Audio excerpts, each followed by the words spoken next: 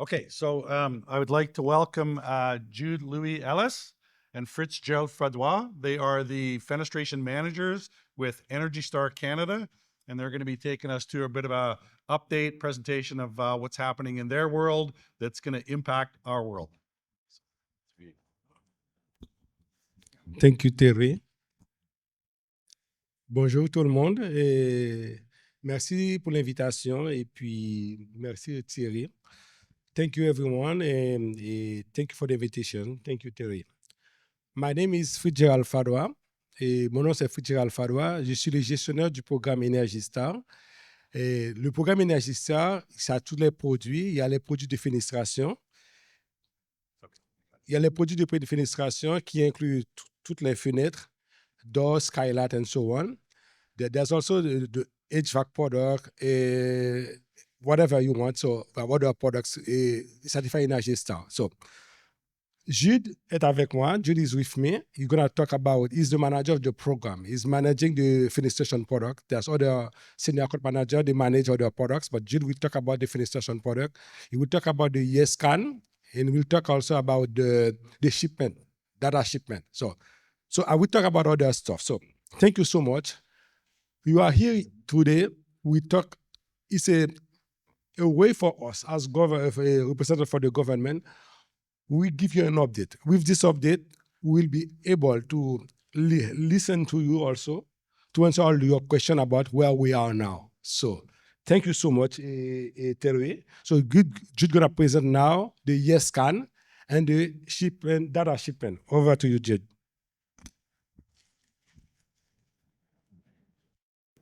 Good afternoon, everyone. My name is Jude Louis, and I'm the Senior Account Manager for Fenestration Products. And I'm going to talk about NRCan. NRCan stands for Your Energy Star Canada. It's a new platform that manufacturers and certification agencies, they can use to submit products and to submit their unit shipment data on an annual basis. Actually, we use a template, an Excel template, where the manufacturers, they can share their products with the certification agencies, and they send it to Natural Resources Canada. So there's a lot of intervention, human intervention in that process. So we wanted to have something more automated. That's why we came up with NRCan. So with NRCan, we have two models, and we have the part for the certification bodies where they can access the platform. They can upload directly their products that they receive from the manufacturers. They can pull out some reports. They can add, remove products, and then they can do a couple of things. So this is the first phase of the NRCan platform. We also have the other aspect, which is where the manufacturers, they can submit directly their unit shipment data every year. For the unit shipment data, the deadline on an annual basis is every year is March 31st. The first year was 2023. That's the data that we received. Most of the manufacturers, they had access to the platform. That was the first test. And now they can, starting January 2025, they will have access to the platform again, and they can submit their unit shipment data. They can pull out reports. There are a couple of other things that they can do, and we are working on that. And we'll do some testing again, like we did last year. And then they will have access to for a certain period to submit their reports and everything. These are the two aspects of the NRCan. We have some other phases that will come in the next few years, but we'll keep in touch about that. Et je vais juste reprendre ce que je viens de dire de manière très sommaire en français également. Et le NRCan, c'est comme votre Energy Star Canada, et puis c'est une nouvelle plateforme que les fabricants et puis les agences de certification des produits peuvent utiliser pour soumettre, les fabricants peuvent soumettre les rapports d'unité expédiés pour chaque année, et les agences de certification peuvent utiliser la plateforme pour soumettre les produits qu'ils ont reçus des fabricants, pour enlever des produits, pour tirer des rapports. Donc, il y a pas mal d'autres informations, d'autres outils qu'on peut utiliser à partir de cette plateforme. On travaille là-dessus à l'interne et cela permet d'automatiser beaucoup plus le processus pour éviter l'intervention humaine et éviter certaines erreurs également et augmenter la rapidité également des requêtes. Donc, c'est là qu'on en est pour NRCan pour le moment. So, thank you everyone. And we'll probably have some questions from you at the end of, but we can go ahead now. Or if you prefer at the end of the presentation that Fritz Gerald is going to do. Yeah. Yeah. We can go ahead, Fritz Gerald, and then we'll have the questions at the end. Okay, thank you.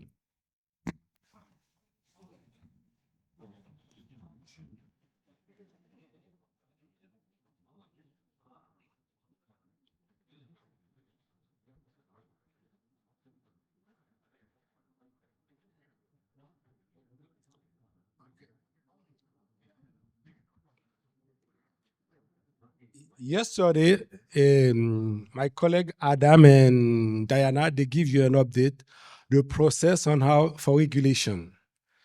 It's not the same process for specification update. It's not the same process. So yesterday, we don't talk about yesterday, we talk about the specification update. Whenever we want to have an update, there's a process for government. The first process, we have market studies. So my colleagues, the engineer, they run the process, they work with a company, they run a process for market study. They use this information. And also with your data shipment, we use this information. We collect this information from the data shipment and for the market studies. And from there, we update the process. This is so for energy side, this is now the market share. We need to move the bar. Market transformation. So we need to move the bar. This is where we are now. So we are in the process now to update the specification update. We are on 5.0 now. The next one, the next iteration will be 6.0. So where we are now, so we finished the market study. We use the shipment, the data shipment you sent last year. Now the draft is ready. So with the draft ready, we have a lot of process, so translation, whatever. It's very technical. We'll send it to translation, and after, when we get everything, so meaning link the spec update with the EFFCs, Energy Efficiency Fenestration Steering Committee. So there are so many members of the EFFC there. So I'm going to give an update. What is the EFFC? So we have the specification. Nous avons la mise à jour de la spécification qui consiste à prendre l'étude des marchés. On a fait une étude des marchés avec les ingénieurs et puis on a utilisé les données d'expédition que vous avez envoyées la semaine dernière. On a compilé toutes ces informations-là. On a vu que le marché est prêt pour un nouveau soupe. Donc, on va passer de 5.0 à 6.0 pour la spécification update, pour la mise à jour de la spécification. Donc, l'ébauche est prête pour la mise à jour, mais il va falloir faire la traduction. Puisque la traduction, ça demande beaucoup de temps, il faut aller, c'est très technique. Une fois que c'est prêt, on va envoyer ça au comité exécutif de fenestration. Je vais parler un peu du comité. Et il y a beaucoup de membres là. Et puis, si vous avez des questions, les membres sont là. Donc, je vais parler du comité. OK. On l'appelle Energy Efficiency Fenestration Steering Committee. Il est actif parce que on l'avait fermé après le 5.0 depuis 2020. Donc, il est réactif. Si vous étiez au courant pour la dernière fois, donc, c'est un moyen de communication entre le gouvernement et puis l'industrie. Donc, merci à tous les membres, à tous ceux. Thank you to all members. Thank you for your time on this one. So, we had the first meeting for the committee last week. It's October 28th. It was the first meeting with everyone, 30 members. So, I'm going to talk about the role of the EFFC. This one is missing one slide. No. So for the EFFC, we have 30 members. I am the chair of the committee. We have 5 members of government, Jude, my colleague Adam and Dana, they represent the government. We have 5 members of association as a executive member. We have SDIA, AVFQ, Window, Fenestration. We have 5 associations on this, on the FFSC. And after we have, I chose the executive committee, but for the members, it was a group. We choose those people. So the AFSC, the executive committee member, we choose those people. So we have people, manufacturers, we have everyone on board there. Is on board now. Donc pour l'exécutif, le comité exécutif, on a les associations qui sont là, AVFQ est là, on a Fenestration, on a FGIA, everyone, tout le monde est là. Mais pour les autres membres, ça a été choisi en contact avec l'executive committee. On a choisi ces membres-là et vous faites partie. Donc, si vous avez des questions, chaque membre, vous représentez votre association et vous parlez au nom de votre association, vous parlez pour l'industrie que vous pensez. Every member, they will talk about the industry. You represent someone. So the government, we are here to listen to you. But members on the committee, they talk for each of the industry association, they talk for manufacturer, for CBs, whatever. So it's on you to talk to your members and to ask, they can bring questions to everyone. We will answer all the questions. So what is important? We have the Fenestration manufacturer, we have the trade association, we have federal, we have someone from government, even us, but we have other people from governments in this one. Also, what it's important for us, we need to hear for you. It's important for us. We need to listen to you, and we will, like every member, talk to everyone. We will answer those questions. The last thing, so I will talk about the Fenestration audit. I know this one, we don't talk about it too much. If we don't check, no one will check. So I talked to EPA last September. I went to United States. We talked about the Fenestration audit. They are doing it in the United States. It's nothing happening for Canada. We are moving forward on this one. So we have the CGSB. CGSB is from PSPC. We are working with them. We're gonna launch this process for Fenestration audit. So they're gonna propose us a process for the audit. With the process, we're going to do a project, maybe 40, try to find a project and run it. And after that, every year, we will run the Fenestration audit.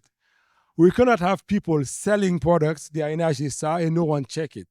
So hopefully, by next year at that time, we have a full aspect, whatever, for the Fenestration audit. It's coming soon. We are working so hard to have the Fenestration audit.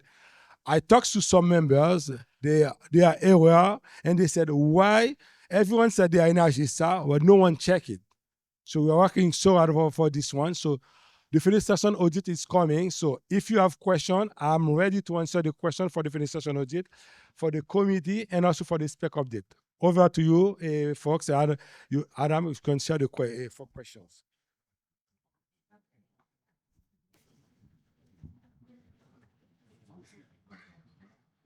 Brad Feevold Marvin. I'm going to speak first on the first presentation, of course. I get why you're asking for Energy Star data. I get that. You know, we're being required to provide that in the U.S. side as well, so that's not an issue. The difference, again, and you've heard this, is I have a beef because I don't like this. You know, we're a privately held, family-owned company that doesn't share our unit sales data with anybody. And it's you know, we can reasonably say that we can send unit ship data for Energy Star product because it's not the complete story of what we're selling, right? So we pushed back on that initially, but we didn't, and that wasn't really what we were able to get. The other challenge we have is we can provide it anonymized in the U.S. side where nobody sees it and it doesn't go directly to the government. It's pulled together in the industry associations. So I'm going to give you an example of what I was afraid of. Okay, so when we implemented the program and Marvin submitted the data into the I don't know, yes program, it didn't work. And we didn't have much time to do it to meet the deadline. And so we had to reach out directly, right? And you solved it, but the very fear that I had was now we had our Marvin data in peer view of the federal government of Canada. Wasn't it wasn't added to the rest of the mix of the units, so you know exactly what we sold. And that's why we're still a real struggle with that. So I think you need to really strongly consider, if not handing it off completely, but to hand off at least the system you set up to someone outside the federal government to do it. And that way I'm not getting someone solving my problem that's from the federal government. You know what I'm saying? And sharing our sales data. So I don't know if anybody else has a heartburn with that, but I have a real heartburn with that. And I just want you to strongly consider it, you know. With the audit program, makes perfect sense. We're required to do testing in the U.S., right? And so we do that through NFRCs. They've got, you know, the FenStar, right? FenStar program. And but will we have to still repeat it and duplicate our work in Canada when all that data is there to show that we're verified to sell in both the U.S. and Canada? And it would be the same question whether you're a Canadian manufacturer, right? Selling in the U.S., the same thing. So we'd like to see if there's a way to provide us to not have to do that on the Canadian side. That's my second one. The third one I got is with, I'll think about it, just forgot it. So but I'll come back. Yeah, I want to say something about your first comment, and we appreciate that, and we took that into account since the beginning. And in terms of privacy, we were very careful, and we made sure that the system is well protected. And secondly, we make sure that the data that we got from you, these are aggregated numbers, so we don't get a lot of details, and we didn't need all the details in terms of customers, clients, and everything. So I want to reassure that we prepare the system, we set up the system to protect the data from any third party, and we didn't share the data, the aggregated numbers, with any other third party. So another thing I would like to ask, so before that, when I launched the program, I spent a lot of time with Department of Justice to check about what's going on. We had a lot of concern regarding that. I spent a lot of time with the lawyers, and they said, if someone, everyone, whatever we have in our possession, they are atypable, meaning someone can ask to have access to it. But because it's your data, it's a third-party information, we cannot share it. If you submit a request to see the information, it's not possible. You are protected on this one. We cannot share the third-party information. So no worries about it. They are protected. We cannot share your information. It's not possible. Under the Access to Information Act, we cannot share third-party information. Government cannot share the information.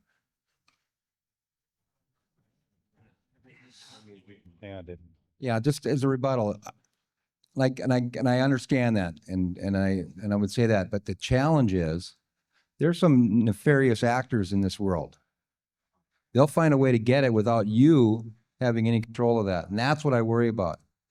It's not your permission; it's that someone's going to get in there and get that data, and then share it in some way that puts our company at risk. So we have the system. Whenever to get access to the information, we have several systems for protection. We have the NRCan system. We have the government of Canada. To get access to NRCan, you need to go to register from the government. This is the first step. So meaning, it may happen. So the hackers, they are good, but the government also they are here to protect our information to everyone. For for CIA, whatever, we have several steps to get in, but it may happen. But government is there to. to protect us. But hopefully that will not happen anyway. So Yeah, I just want to add to that. We have all the manufacturers, they have access to their respective account in NRCan. But as a manufacturer, I cannot access your account. I cannot access your data. Only you can access yours. And the Natural Resources Canada, a authorized employee can access your data. But another manufacturer cannot access yours. I wanted to raise that point. So you talked about the energy efficiency committee. Fenestration Steering Committee. fenestration steering committee, and so this is the group that gets to decide on a year-by-year basis whether or not the bar is going to be raised. So, for example, we're at 1.22 now for the U value, right? And so I understand, or at least I think I remember being told at a presentation once that the criteria for raising the bar is if a more than a certain percentage of windows sold into the market is our Energy Star, like if it goes over some percentage, like 25% or something like that, then it's time to raise the bar, right? Yes. And so I'm wondering when it might be the next time that you go to raise the bar is my first question. So we use the data shipment with the market study. And from there, I think, Adam, you can come on if you want to talk about it. So with the engineer, they work with using the market study, and they see it's time to move it. And in next time, whenever we gather information and going, when we have the shipment data yearly, and we see if it's this time to go up, we'll go up again, but we don't know yet now. But the question now is time to move it. We got information, the data we share, the market study, it's time to move it, Yeah. We don't know for the next time, the next iteration, we don't know. Right. Yes. Yeah, So, just want to based on the history. So last time we raised it was 2020, Yeah. and now we're going to do it that's going to be effective on January 1st, 2027. Yeah. So that gives you an idea. Yeah. So something that I thought of. So yesterday, Adrian shared that in the 2025 codes are going to have a maximum solar heat gain requirement for windows that's going to be, the highest would be 0.47, and it depends on your window to wall ratio. higher But than it could that. be as low as 0.26, right? It's like So now, 0.5. Energy Star currently allows the U value 1.22 or the ER34 to be Energy Star, okay? ER34 can be achieved in a double glazed system with gain low E in a slider. So it hasn't really raised the bar if you're using ER. But what's going to happen to you when 2025 takes effect? All of the product that met by ER, even if you still permit the ER path, the code's not going to permit it, because I think we're at 0.55 solar heat gain to get ER34, and now you're going to be below 0.47. So that's going to take a lot of the products, and it's going to eliminate them when you look at who's selling what to the market. And so now the percentage that meets Energy Star is going to drop. So I may jump on this one. So it's technical, this one. So the draft is ready. And when we get the draft, we will share with the executive committee, and they have their comment. We will use their comment, your comments, everyone's comments, and we take it from there. The engineer will work with the executive committee, the committee, and everyone. We will use your comment. We'll take it from there. But now we cannot say what you mentioned. I understand your concern, but we cannot address it because we need to use everyone's comment to address what you mentioned anyways. I don't know where the engineer stand on this one. I don't know. Adam, if you want to jump on it. I don't know if you want to jump on it. Yes, please.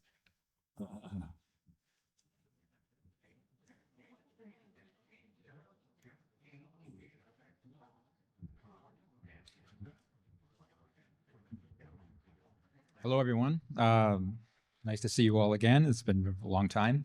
But as Fritz Gerald and Jude mentioned, that our team provides technical and engineering support to the Energy Star Canada program. So some of these discussions that we've had, we definitely have had these discussions about solar heat gain coefficient, and we are very well aware of the 2025 building code propositions that have been put out. So these have factored into the decisions and some of the metrics that we're going to be putting in.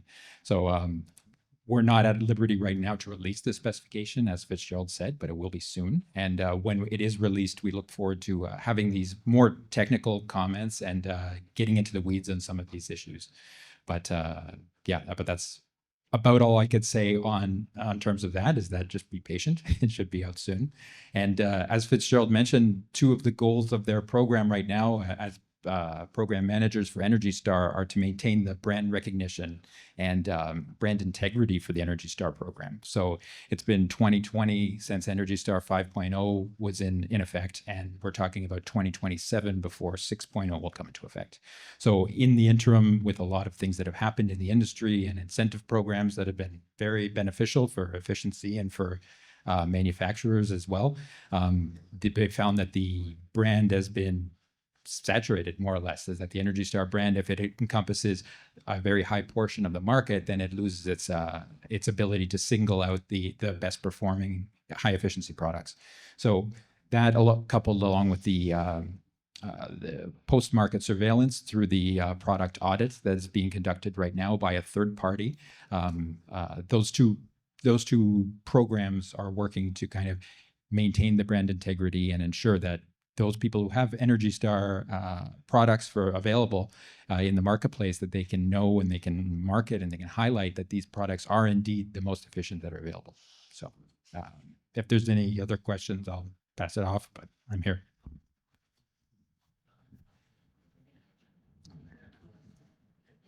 Juste pour un petit résumé en français, c'est que on posait des questions concernant puisqu'il y a des aspects techniques qu'on doit prendre en considération. Ce que j'ai répondu, c'est qu'on essaie, avec le draft, l'ébauche qui est prête, on va partager avec le comité exécutif, le comité de la fenestration. Une fois que le draft est partagé, ils vont réviser, ils vont faire leurs commentaires. On va partager ça avec le public, les manufacturiers. Tout le monde va faire leurs commentaires. Une fois qu'on a les commentaires, on va tenir compte de vos commentaires. Et puis, l'équipe technique des ingénieurs vont tenir compte de vos commentaires. Et puis, on verra qu'est-ce qui va arriver. Donc, pour les aspects techniques, il est très difficile pour nous autres. On propose quelque chose, mais on attend les commentaires aussi pour voir où est-ce qu'on s'en va. I'll just add a quick comment. So here at Fenestration Canada, I'm currently representing our association for the executive committee. I'm going to be doing my best to make sure we share this information to you as readily and as thoroughly as I can. But if there's any concerns or there's any interests that you would like me to represent, please don't hesitate to reach out. That is exactly what I'm here for. Okay. Is that it? Questions? Brad? Well, first of all, thanks again for showing up here and giving us an update. We do appreciate it, and certainly Marvin is appreciated that they run an Energy Star program for not only for manufacturers but certainly for the consumers as well. So the one other issue I wanted to bring up has to do with either a Canadian manufacturer or a U.S. manufacturer that uses NFRC, right, to put all their information in there, and then. But in the U.S. side, we don't have to have a separate portal that we have to upload products in to show which products are Energy Star certified. But in Canada, we have to, right? So we have another process that we have to deal with. And what that's challenging because you're dividing products and you got to upload that. There's always delays internally with resource loading, right? People have a lot of projects going on. And that means that we cannot provide our Energy Star qualified products that we maybe just released or what would be ever the reason, because it's another step in the Canadian process that we don't have in the U.S. side. Is there a way, and I don't know if this affects anybody else, but was there a way that we could, if you're a Canadian manufacturer selling the U.S., so you use NFRC, that you don't have that extra step, and vice versa for the U.S. manufacturer who already has NFRC? Is there a way that you can look into the CVD data to verify that our products are Energy Star, because it's already in there? So it's a redundant step is what I'm saying. So if you can consider that, and if anybody else has issues with that in terms of resourcing and getting them uploaded so consumers can see what you have and what's certified. Thanks. Thank you so much. But what I add, so for other product, it's easy. It's whenever we have regulation for both countries together, so EPA take care of everything. But for federation, it's different in Canada than in the United States. We don't have regulation. It will be difficult to have one system. And also, they are not regulated. So it's not regulated. It may be very difficult. So we can explore it, but it may be difficult to have the same system for both countries. So, for example, for electronics, it's easy. Everything is managed EPA manages for us. We don't download it. It's for both countries. For fenestration, it's not the same. It's not the same. It will be hard. So it may take time. We have to take out the system. The NRCan is not designed to deal with both countries together. No. For now, I don't know. It will take time. It will take time to move to have one system for both. So, Fritz Gerald, with the next step being, I think you said January 2027? 2027. So the draft is ready. The engineer is reviewing it, and after we'll send it for translation. And after we'll share it. I think by soon we'll share it with the committee. And the committee will review it, and after we'll share with the public. And it will be the first draft. The first draft will be somewhere we publish it and for comments, and after the second draft, and after, hopefully by usually we give you 18 months to have the final draft to be ready, and we'll give some dates whenever people have to stop certifying 5.0 to go to 6.0. Well, the timeline, we are working on the timeline for the next steps. So I'm hearing about 18 months before that is finalized. So it sounds like we're going to have about 6 months from the time it's finalized till the time it's in place. Am I getting those? We have 6 months to finalize the draft. And from July 2025, we will have the final draft, and we will implement it January 2027. January 2025. Okay. I had my numbers backwards. Okay. Yeah. So about 18 months from the time we know the number. Okay. Yeah. Thank perfect, you. Yeah. Okay. Any other questions? So just want to put emphasis on what you said, what you just said. So you have 18 months from the date we have the final version of the specs.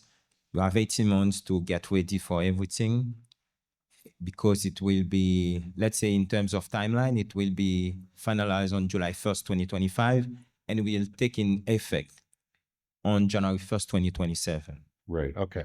Good to know. Thanks. Brad? We need to have the maps and all the data as well. So it's important to know that we need to have the maps, all the literature, all the rules, that should all be finalized as well, that 18 months in advance. So that you have time to implement that into exactly. your systems. Yeah.